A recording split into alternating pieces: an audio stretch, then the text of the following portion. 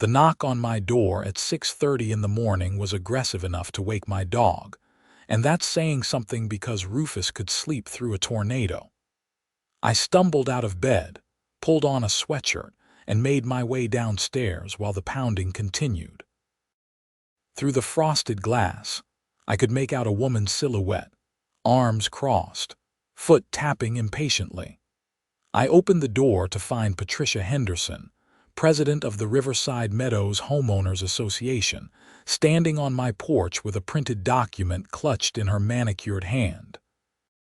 Her blonde highlights were perfectly in place despite the early hour, and her expression could have frozen the February morning air even colder than it already was. "Mr. Sullivan," she said, not bothering with pleasantries, "we need to discuss your vehicle." I blinked, trying to clear the sleep from my eyes. "My truck." "Your snowplow truck," she corrected, her voice dripping with disdain. "Specifically, those garish lights you have mounted on top of it." I followed her pointed finger to where my Ford F-350 sat in the driveway, my pride and joy for the past 3 winters. The amber and white strobe lights mounted on the light bar were clearly visible even in the dim morning light. "What about them?" "They're in violation of our community standards," Patricia announced, thrusting the paper toward me. Section 12. Subsection 4 of the HOA covenant states that no vehicle may display emergency lighting or equipment that could be construed as official emergency response vehicles. I took the paper, scanning it quickly. "Patricia, it's a snowplow. I run a snow removal business. Those lights are legally required." "I don't care what your business requires," she said sharply. "This is a residential neighborhood and we have standards. Those lights are an eyesore and they need to be removed immediately or you'll face fines." "It's 6:30 in the morning," I said, exhaustion creeping into my voice. "I wanted to catch you before you left for the day. Consider this your official warning. You have 48 hours to remove the lights or face a $500 daily fine until compliance is achieved." She turned on her heel and marched back to her pristine white Mercedes SUV, leaving me standing in my doorway, confused and irritated. I looked at the paper she'd handed me. Sure enough, there was a highlighted section about emergency lighting, though I was pretty sure snowplows didn't fall under that category. I'd moved to Riverside Meadows, Colorado, 2 years ago after my divorce, attracted by the reasonable housing prices and proximity to my sister's family in Denver. The neighborhood was nice enough, with well-maintained homes and tree-lined streets, but the HOA had proven to be more involved than I'd anticipated. Nothing too serious until now, just the usual reminders about trash, can placement, and lawn maintenance schedules. My snow removal business, Sullivan Snow Services, had taken off faster than I'd expected. Colorado winters were no joke, and commercial clients needed reliable contractors who could clear their parking lots and access roads quickly and safely. I'd invested everything I had left after the divorce into the truck, the plow equipment, and the proper licensing and insurance. The lights Patricia was complaining about weren't decorative. They were DOT-approved amber strobe lights, required by Colorado state law for any vehicle operating a snowplow on public roads. Without them, I couldn't legally do my job, and I'd already signed contracts for the rest of the winter season. I closed the door and headed to my home office, pulling up the Colorado Department of Transportation regulations on my computer. Sure enough, Title 42, Article 4, Section 213 was crystal clear. Any vehicle equipped with a snowplow operating on public roads must display amber warning lights visible from at least 500 feet. It wasn't optional. It was the law. I printed out the relevant section and sent an email to Patricia with the attached documentation, explaining politely but firmly that removing the lights would make it impossible for me to operate my business legally. I copied the email to the other board members whose addresses were listed on the HOA website. 2 hours later, my phone rang. The caller ID showed it was Roger Mills, the HOA vice president. I'd met Roger a few times at neighborhood gatherings. He was a retired accountant, generally reasonable, and he'd always been friendly. "Logan," he said when I answered, "I got your email." "Good morning, Roger. I hope you can help clear this up. Look, I understand your position, but Patricia's pretty adamant about this. She's been getting complaints from neighbors about the lights being too bright. The truck's been parked in my driveway for 2 years. Why is this suddenly an issue?" Roger sighed. "Between you and me, the Martinsons just moved in next door to you. Dorothy Martinston is on the HOA board now, and she and Patricia are. Let's say they share similar views on neighborhood aesthetics. So this is about appearances, not actual rules. The HOA covenant does prohibit emergency vehicle lighting, but I'm not an emergency vehicle. I'm a commercial snowplow. State law requires these lights for safety. People need to see me coming when I'm clearing roads at 4 in the morning during a snowstorm." "I hear you, Logan, but the board has to enforce the covenants equally, even when the covenant contradicts state law." There was a pause. "I'll bring it up at the next board meeting. That's Thursday evening. Can you come and present your case?" "Absolutely." "Good. In the meantime, just try to keep a low profile with Patricia. She's been on a bit of a crusade lately about various violations." I hung up feeling slightly better. Roger seemed reasonable, and I had state law on my side. Surely once I explained the situation to the full board, they'd understand. Thursday evening, I drove to the community center for the HOA board meeting. The room was set up with a long table at the front where Patricia, Roger, Dorothy Martinston, and 2 other board members I recognized but hadn't formally met sat reviewing papers. About 15 other residents were scattered throughout the folding chairs, including my elderly neighbor Mrs. Chen and Tom Bradford, who lived 3 houses down. Patricia called the meeting to order with a sharp rap of her gavel. She worked through the usual business, approving minutes from the last meeting, discussing a proposal to upgrade the neighborhood entrance landscaping, addressing a complaint about someone's fence being the wrong shade of white. Finally, she reached my issue. Item 7. Discussion regarding non-compliant vehicle lighting at 847 Riverside Drive, property of Mr. Logan Sullivan. I stood up. "May I address the board?" Patricia's expression suggested she'd rather eat glass, but Roger nodded. "Please come to the front." I walked to the microphone set up for residents and pulled out my printed documentation. "Thank you. I received notice earlier this week that my snowplow truck's lights are allegedly in violation of HOA covenants. I'd like to present evidence that those lights are not only legal but required by Colorado state law." I handed copies of the printed regulations to each board member.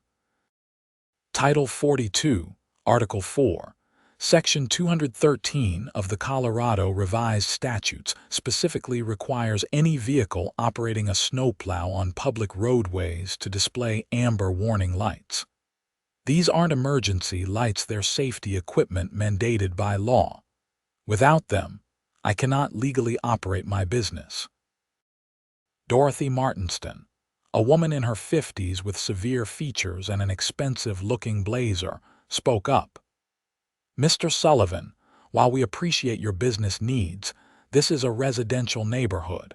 Many of us moved here specifically for the peaceful, aesthetically pleasing environment.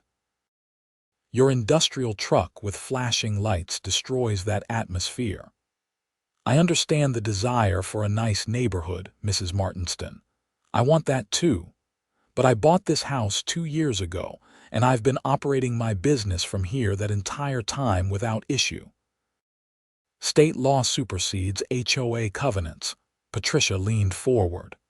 Actually, Mr. Sullivan, when you purchased your home, you signed the HOA covenant agreement. That's a legally binding contract. You agreed to abide by all community standards. I did, I agreed. But contracts can't violate state or federal law.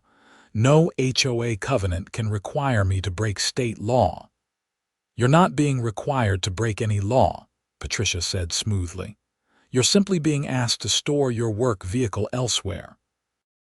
Plenty of businesses rent commercial parking spaces for their equipment. The nearest commercial lot that would accommodate my truck is 40 minutes away. That would add an hour and a half to my daily commute before I even start servicing clients. It's not practical. Roger cleared his throat. Patricia, I think Logan has a point about the state law issue. Maybe we should consult with the HOA attorney before we push this. We've already consulted with Jennifer, Patricia said, referencing Jennifer Walsh, the attorney who handled most of the HOA's legal matters. She confirmed that our covenants are enforceable. Did you specifically ask her about this situation? I pressed. About state-mandated safety equipment, Patricia's jaw tightened. The covenant is clear. Your vehicle displays emergency-style lighting, which is prohibited. Mrs. Chen raised her hand from the audience. Excuse me, but I live near Mr. Sullivan. His truck has never bothered me, and I appreciate that he plows our streets quickly when it snows. Last month, when we had that big storm, he cleared our whole cul-de-sac for free. That's very nice, Dorothy said with a tight smile, but it doesn't change the covenant violations. Tom Bradford stood up. Hold on. I used to work in municipal code enforcement. If state law requires those lights, the HOA can't prohibit them. That's pretty basic legal hierarchy. Patricia's face flushed. Mr. Bradford, unless you're a licensed attorney in Colorado, I don't think your opinion is relevant here. I'm just saying, you might want to get a second legal opinion before you fine this guy into bankruptcy. The meeting devolved into arguments. Some residents supported me. Others sided with Patricia and Dorothy. Eventually, Patricia gavelled everyone into silence and announced that the board would vote on whether to enforce the violation. The vote was 3-2 in favor of enforcement. Patricia, Dorothy, and a quiet man named Harold Chen voted yes. Roger and the fifth board member, Lisa Park, voted no. Mr. Sullivan, Patricia announced with barely concealed satisfaction, you have until Monday morning to remove the prohibited lighting from your vehicle. Failure to comply will result in a $500 daily fine. This is ridiculous, I said. I'll be taking this to court if necessary. That's your right, Patricia replied. But until a court says otherwise, the covenant stands. I left the meeting frustrated and angry. Outside, Roger caught up with me in the parking lot. Logan, I'm sorry I tried. I know you did. Thanks for the support. For what it's worth, I think you're right about the state law issue. But Patricia and Dorothy have really taken control of the board lately, and they have their own vision for the neighborhood. A vision that apparently doesn't include people who work for a living. Roger grimaced. Dorothy's husband is some big-shot investment banker. Patricia's husband owns 3 car dealerships. They both have very specific ideas about property values and appearances. And they're willing to ignore state law to enforce those ideas. I'd get a lawyer if I were you. A good one. I drove home and spent the weekend researching Colorado HOA law and calling attorneys. Most were closed for the weekend, but I left messages. By Monday morning, I'd heard back from 3 lawyers. 2 said they could take my case but wanted $5,000 retainers just to start. The third, a guy named Marcus Reeves, said he'd review my documentation for free and let me know if I had a case. I emailed Marcus everything I had: the HOA covenant, the state law requirements, the meeting minutes, and Patricia's written violation notice. He called me back Tuesday afternoon. "Logan, this is pretty straightforward," Marcus said. "The HOA covenant can't supersede state safety laws. You're absolutely in the right here. So what do I do? First, don't remove the lights. Keep operating your business as normal. Document everything, every fine notice they send, every communication. Second, I'll draft a letter to the HOA board explaining the legal situation and demanding they cease the fines. How much is this going to cost me? My retainer is $3,000 for cases like this. If it goes to court, there will be additional costs, but honestly, I don't think it'll get that far. Once they realize they're on shaky legal ground, they'll back down." I hesitated. $3,000 was a lot of money, but the daily fines would add up to a lot more if I didn't fight this. "Okay. Let's do it." Marcus sent his letter Thursday. By Friday, I'd received my first fine notice, $500 for non-compliance, payable within 30 days. I forwarded it to Marcus. The following week, more drama unfolded. On Tuesday morning, I woke to find that someone had spray painted "Take them off" across my truck's windshield in bright red paint. I immediately called the police. Officer Williams arrived within 20 minutes, took photos, and wrote up a report. Any idea who might have done this? I'm having a dispute with my HOA about the lights on the truck.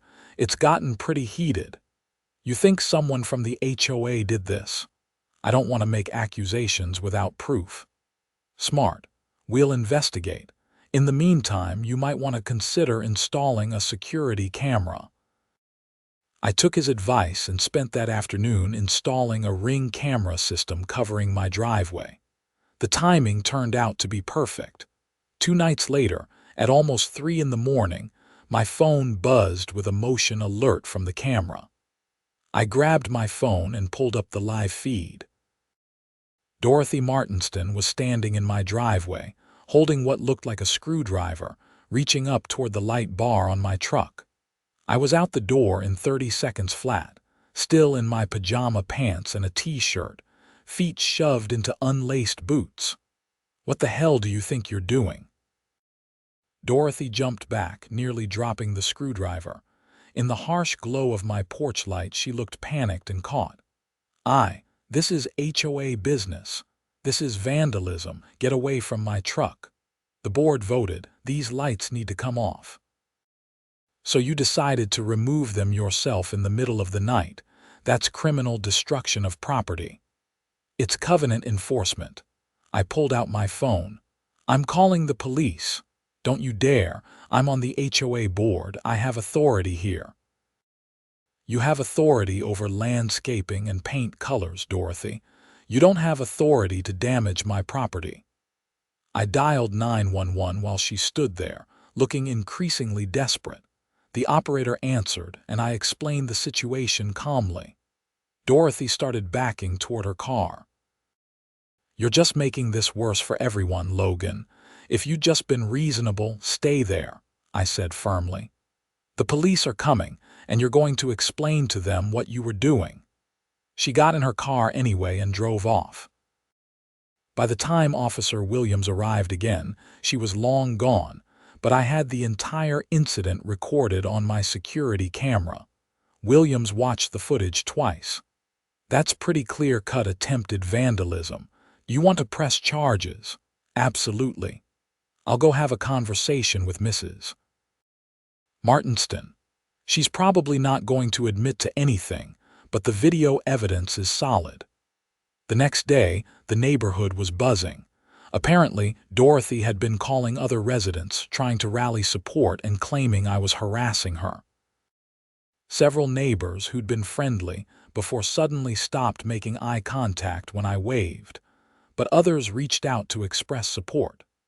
Mrs. Chen brought over homemade cookies. Tom Bradford stopped by to tell me he thought the whole situation was absurd and offered to testify on my behalf if needed. A younger couple, the Johnsons, who lived at the end of the street, came by to say they were also frustrated with Patricia's increasingly aggressive HOA enforcement. She fined us $300 last month because our basketball hoop was visible from the street, Mike Johnson told me. It's a kid's basketball hoop. We have 2 children. Where are they supposed to play? She's on a power trip, his wife Sarah added. She and Dorothy both. They've been finding violations where none existed before. The situation escalated further when Marcus received a response from the HOA's attorney, Jennifer Walsh. Her letter was aggressive, claiming that I was in violation of my covenant agreement and that the HOA had every right to enforce its rules. She made no mention of the state law requirements for the lights. Marcus called me after reading it. This is interesting. She's completely ignoring the statutory requirements. Either she doesn't understand the law, which I doubt because she's a decent attorney, or she's hoping you'll back down before this gets expensive. I'm not backing down. Good, because I think we can get this resolved quickly. I'm going to file for a temporary restraining order against the HOA, prohibiting them from enforcing the fine while we sort this out. We'll also include the vandalism incident. That'll get their attention. We filed the paperwork Thursday morning. By Thursday afternoon, I had a court date for the following Tuesday. The weekend was tense. I kept getting violation notices in my mailbox, each one threatening additional fines. The total was now up to $3,500. I documented everything and sent copies to Marcus. Sunday afternoon, I was working on my truck, doing some routine maintenance before the next predicted snowfall, when Patricia's Mercedes pulled into my driveway. She got out, her expression stern. "Logan, we need to talk." "Patricia, my attorney has advised me not to discuss this case with you directly. This doesn't have to go to court. You're being stubborn about something so simple. State law isn't simple or optional. You know what I think." Patricia stepped closer, her voice dropping but her tone turning nasty. "I think you moved into this neighborhood thinking you could do whatever you wanted. You think because you run some little snow removal business that you're special.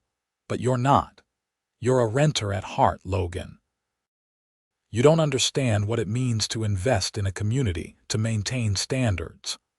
I own my home, same as you, and I maintain it according to the actual rules, not your personal preferences. Those lights are an eyesore. They make our neighborhood look like a construction zone. They lower everyone's property values. You have any actual evidence that they lower property values? Any appraisal that says that?" Patricia's face flushed. "I don't need an appraisal to know what's aesthetically displeasing. But you do need to follow the law. And the law says I need those lights. We'll see what the judge says," Patricia snapped, turning back to her car. She paused before getting in. "You know, people like you are exactly what's wrong with neighborhoods these days. No respect for community standards, no consideration for your neighbors. You're selfish, Logan. And people like you are exactly what's wrong with HOAs. You use your little bit of power to bully people into submission. But it's not going to work this time." She drove off, tires squealing slightly on the pavement. Tuesday morning arrived cold and clear. I met Marcus at the courthouse at 8:30, dressed in my best suit, carrying a folder full of documentation. The hearing was scheduled for 9. To my surprise, Patricia showed up without Jennifer Walsh. Instead, she had Dorothy and Harold Chen with her, all 3 dressed formally and carrying their own folders. "Where's your attorney?" Marcus asked when we were outside the courtroom. "Miss Walsh advised us that this was a simple covenant enforcement matter that didn't require her presence," Patricia said coolly. Marcus raised an eyebrow. "Miss Walsh is smarter than I gave her credit for. She knows this is a losing case. We'll see about that." Judge Maria Santos called us into her courtroom promptly at 9. She was in her mid-50s, with sharp eyes and an efficient manner that suggested she didn't tolerate nonsense. "This is a hearing regarding a request for a temporary restraining order," Judge Santos began. "Mr. Sullivan, represented by Mr. Reeves, is asking this court to prevent the Riverside Meadows HOA from enforcing fines related to vehicle lighting. Miss Henderson, you're representing the HOA yourself?" "Yes, Your Honor. We didn't feel this matter required expensive legal representation. It's a straightforward covenant enforcement.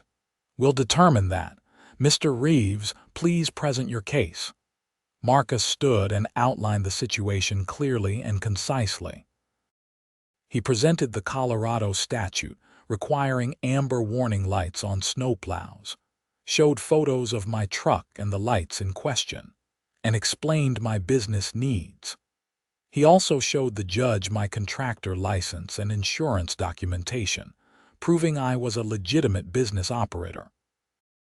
"Your Honor, this isn't a case of someone wanting to put decorative lights on their vehicle. Mr. Sullivan is legally required to have these lights by state law.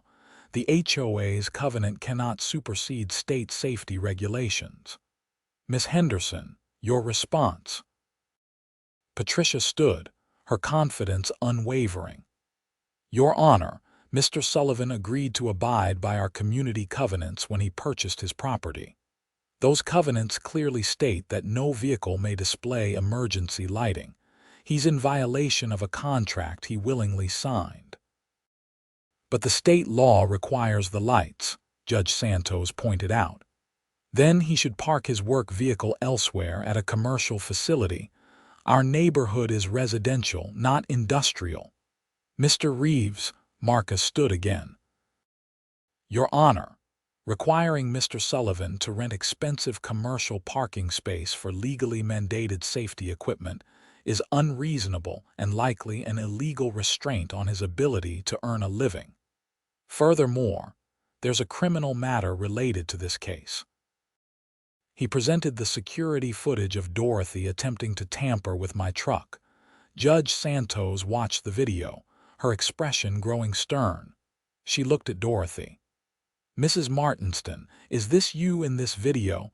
Dorothy stood reluctantly. "Your Honor, I was trying to help enforce our covenant." Mr. Sullivan was refusing to comply. "By committing vandalism at 3 in the morning. I wasn't vandalizing. I was planning to just loosen the lights so he'd see they needed to come off." "That's vandalism, Mrs. Martinston. You don't have the right to tamper with someone else's property, board member or not." The judge turned back to Patricia.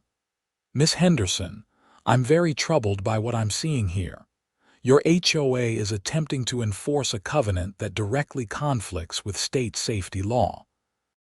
Furthermore, members of your board are apparently taking enforcement into their own hands in illegal ways.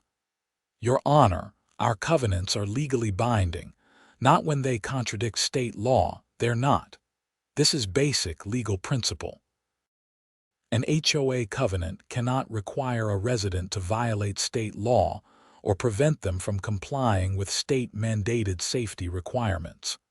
Patricia's composure finally cracked. "Your Honor, please. We're just trying to maintain our neighborhood standards.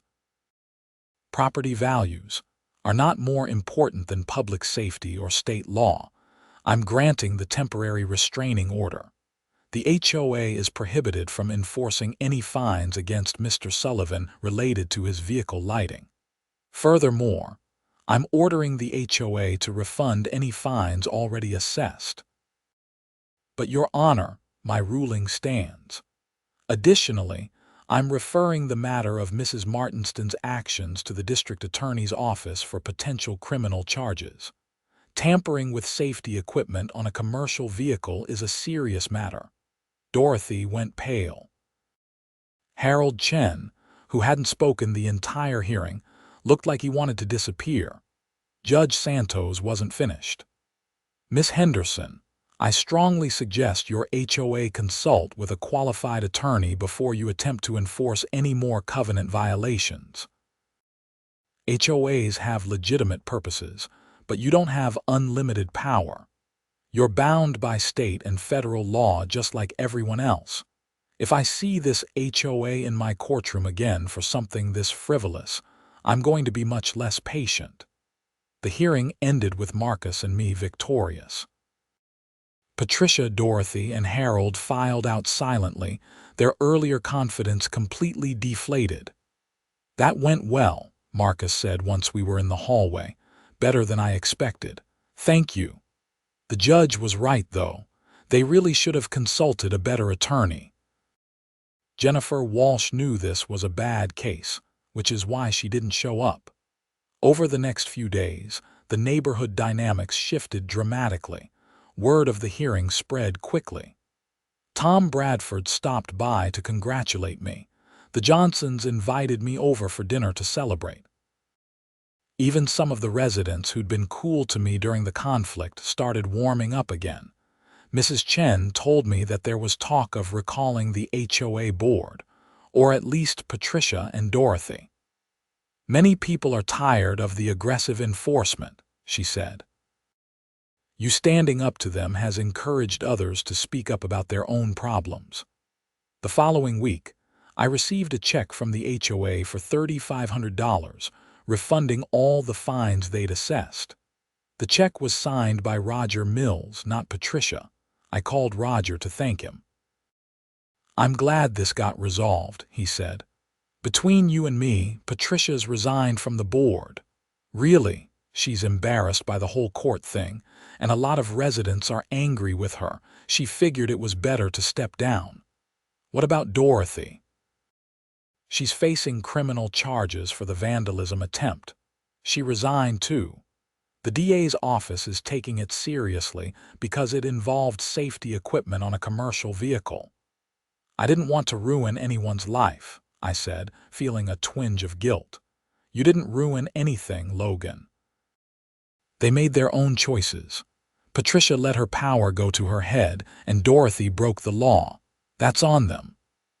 A week later, I was contacted by a reporter from the Denver Post who'd heard about the case. She wanted to do a story about HOA overreach. I agreed to an interview, figuring it might help other people in similar situations.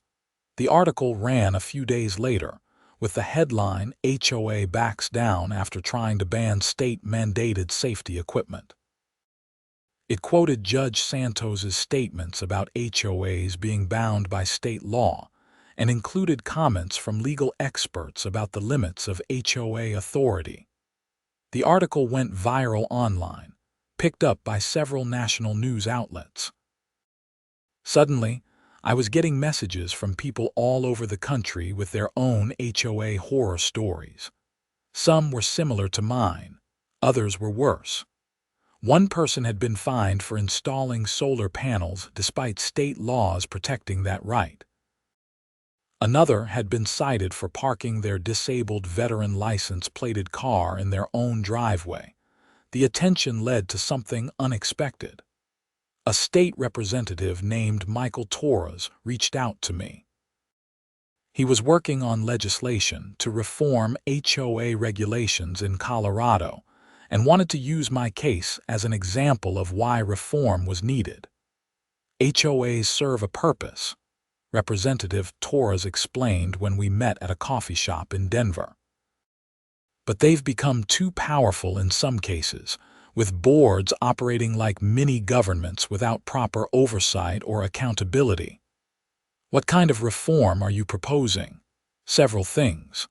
Clearer guidelines about what HOAs can and cannot regulate. Better dispute resolution processes before things escalate to expensive lawsuits. Protections for homeowners who are following state and federal laws.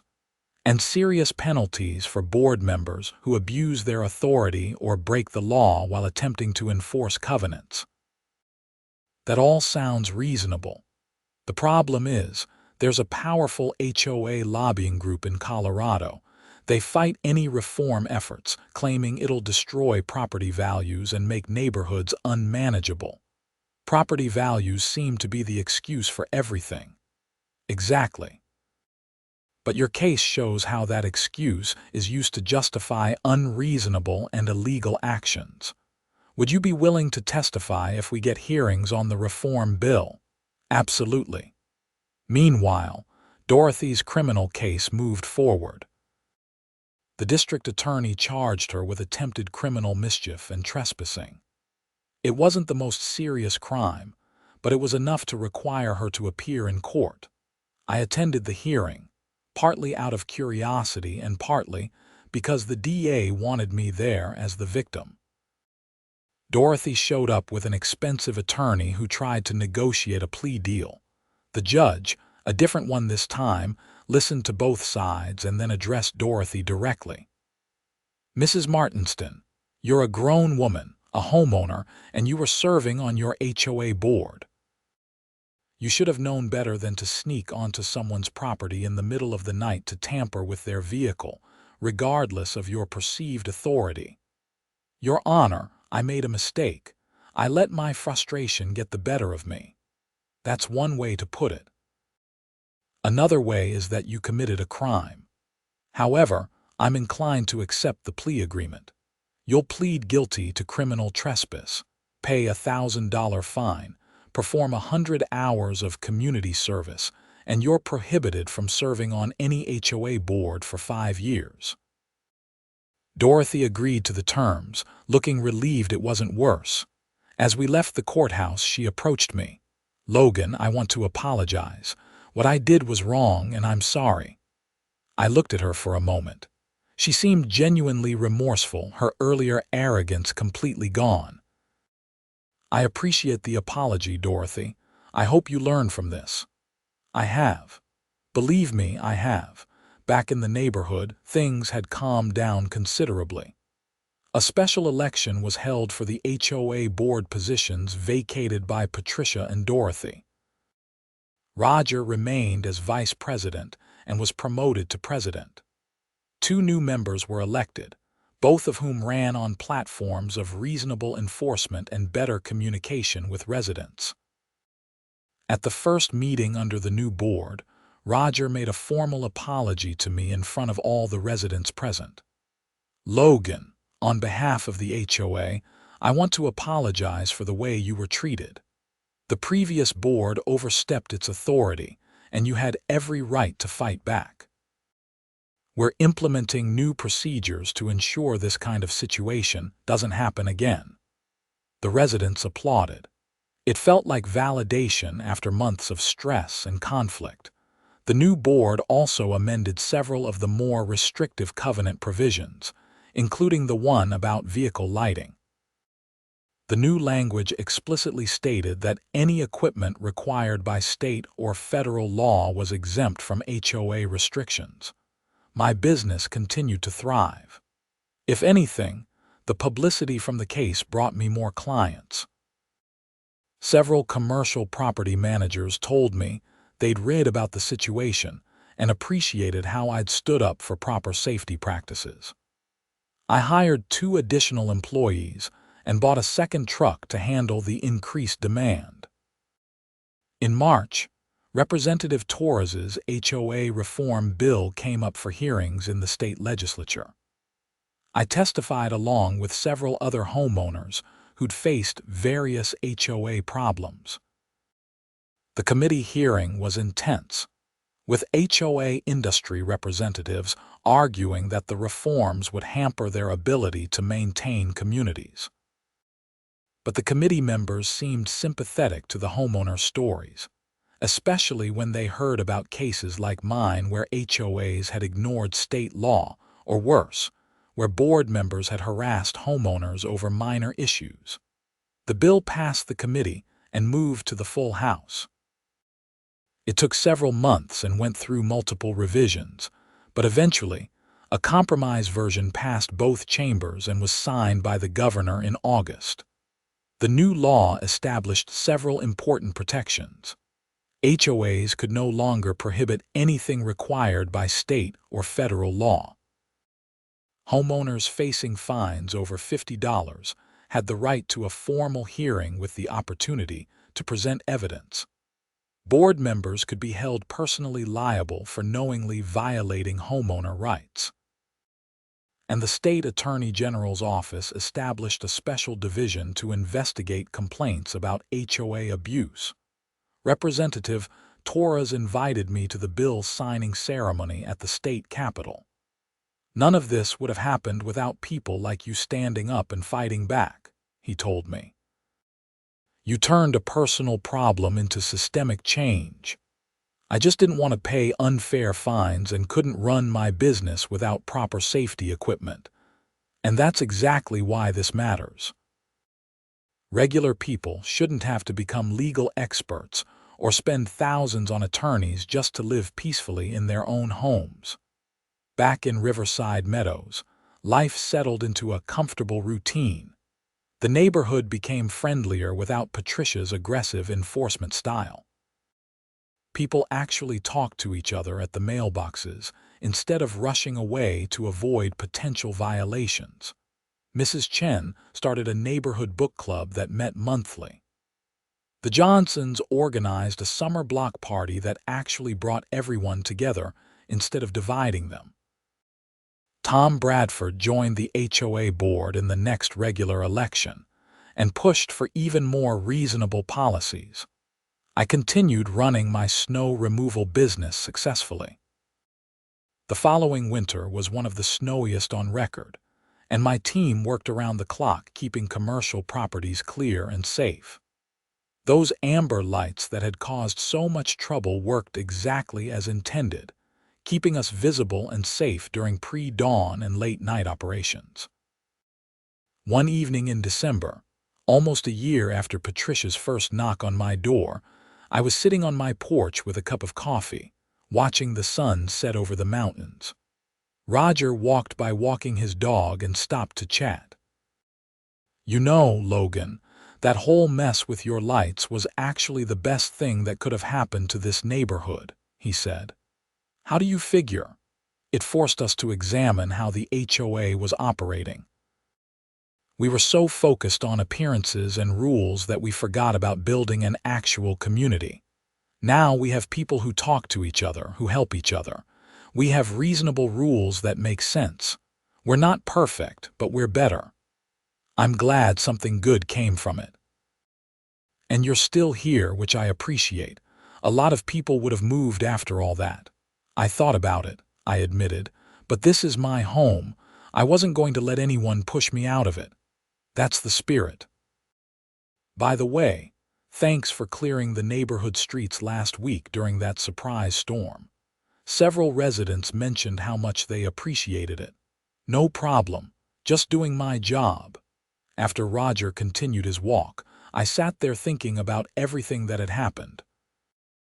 What started as an absurd complaint about legally required safety lights had turned into a months-long battle.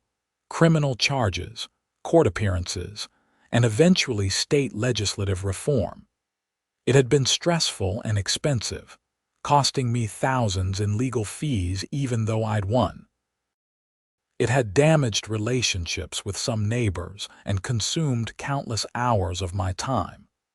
But it had also shown me the importance of standing up for what was right, even when it would have been easier to just give in. The lights on my truck still shone bright in my driveway, amber and white strobes that served a critical safety function. Every time I saw them, I felt a small sense of pride. Not just because they represented my livelihood, but because they represented a small victory against bureaucratic overreach and arbitrary rules. My phone buzzed with a text from Marcus. "Hey, got another potential client with an HOA problem. Referred them to you for advice. Hope that's okay." I texted back that it was fine.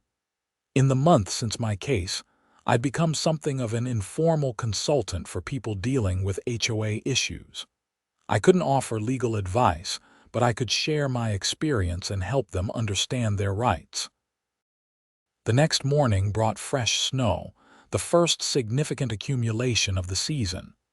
I was up at 3 a.m., getting my truck ready for the day's work. The lights activated with their familiar rhythm, cutting through the darkness.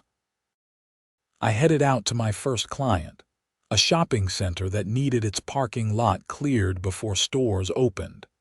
As I drove through the quiet streets of Riverside Meadows, I passed house after house where people slept peacefully, warm and safe. The neighborhood looked picture-perfect under its blanket of white snow, the kind of scene that attracted people to Colorado in the first place. An HOA could help maintain that beauty, could organize efforts to keep the neighborhood nice for everyone. But it took reasonable people willing to balance community standards with individual rights, enforcement with compassion, rules with common sense. Patricia and Dorothy had lost sight of that balance, had let their personal preferences and desire for control override everything else, including state law and basic decency. The consequences had been swift and severe for them, but also educational for the entire community. I spent the day plowing parking lots and access roads, my lights flashing constantly as required by law, keeping me and everyone around me safe. Several clients commented on the court case, having read about it in the news. Most were supportive. A few shared their own HOA horror stories. By the time I finished my last job and headed home that evening, I was exhausted but satisfied.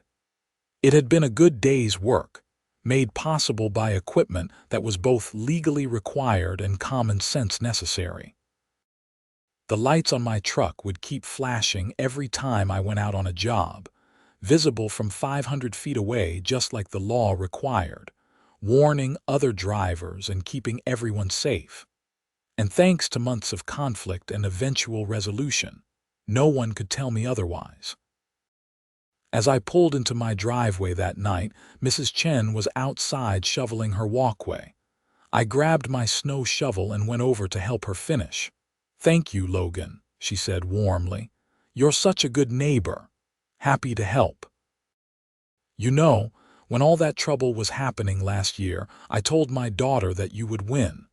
She asked how I knew, and I said because you were right, and being right matters. I appreciate your support, Mrs. Chen.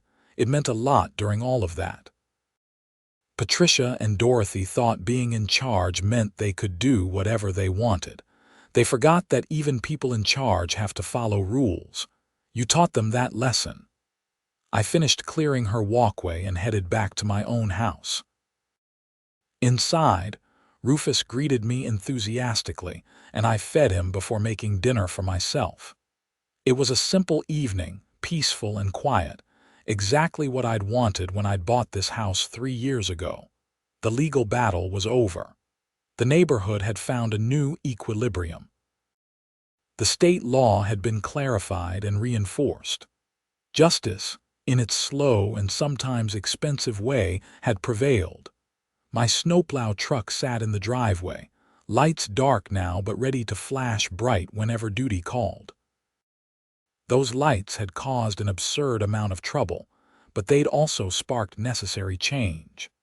Sometimes standing your ground over something small leads to something much larger than you anticipated. I had no regrets about fighting Patricia and the HOA board. Someone had to draw a line between reasonable covenant enforcement and arbitrary overreach.